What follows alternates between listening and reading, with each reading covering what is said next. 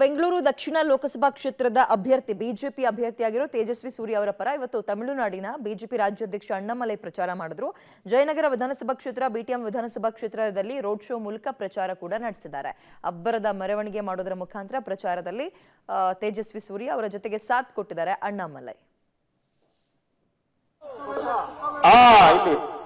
ನೀವೆಲ್ಲರೂ ಈ ಸತಿ 26 ಏಪ್ರಿಲ್ 26ನೇ ತಾರೀಕು ಎಲ್ಲರೂ ಮೋದಿಜಿಗೆ ಕ್ರಮ ಸಂಖ್ಯೆ 2 ಸೀರಿಯಲ್ ನಂಬರ್ 2 ತಾಮರೈ ಇದಕ್ಕೆ ಹಾಕ್ಬೇಕು.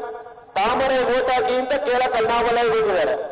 ಅಣ್ಣಾಮಲೈ ತಾಮರೈ ಏನು ಅಣ್ಣಾಮಲೈ ಅಣ್ಣಾಮಲೈ ತಾಮರೈ ಅಣ್ಣಾಮಲೈ ತಾಮರೈ ತಾಮರೆಗೆ ಏಪ್ರಿಲ್ 2ನೇ ತಾರೀಕು ವೋಟ್ ಹಾಕ್ಬೇಕು. ನಿಮಗೆ ಜನೌಷಧಿ ಕೇಂದ್ರ ಮೋದಿಯವರು ಕೊಟ್ಟಿದ್ದಾರೆ.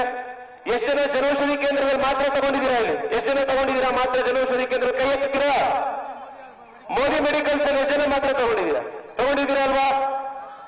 ಎಷ್ಟು ಜನಕ್ಕೆ ನಮ್ಮ ಆಫೀಸಿಂದ ಪ್ರತಿ ತಿಂಗಳು 5,000 ರೂಪಾಯಿ ಫ್ರೀ ಮೆಡಿಸಿನ್ ಎಷ್ಟು ಜನ ತಗೊಂಡಿದ್ದೀರಾ? ವಯಸ್ಸಾದವರಿಗೆ ಗೊತ್ತಿದೆ ಅಲ್ವಾ? ತಗೊಂಡಿದ್ದೀರಾ?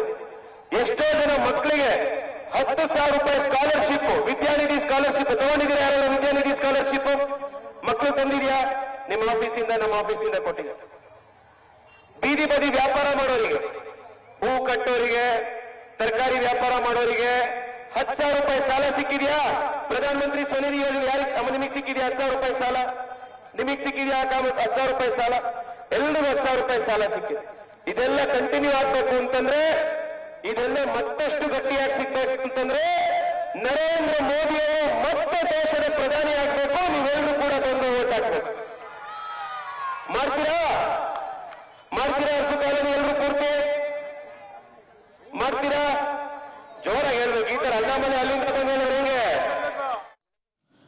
ಹೇಳಿ ಕೇಳಿ ಬಿಜೆಪಿ ಬೆಲ್ಟ್ ಅದು ಬೆಂಗಳೂರು ದಕ್ಷಿಣ ಲೋಕಸಭಾ ಕ್ಷೇತ್ರ. ಅಲ್ಲಿ ಇವತ್ತು ಅಭ್ಯರ್ಥಿ ತೇಜಸ್ವಿ ಸೂರ್ಯ ಅವರು ಮತ್ತು ಅವರ ಪರವಾಗಿ ತಮಿಳುನಾಡಿನ ಬಿಜೆಪಿ ರಾಜ್ಯಾಧ್ಯಕ್ಷರಾಗಿರೋ ಅಣ್ಣಾಮಲೈ ಅವರು ಕೂಡ ಪ್ರಚಾರದ ಕಣದಲ್ಲಿ ಭರ್ಜರಿ ಪ್ರಚಾರವನ್ನು ನಡೆಸಿದ್ದಾರೆ.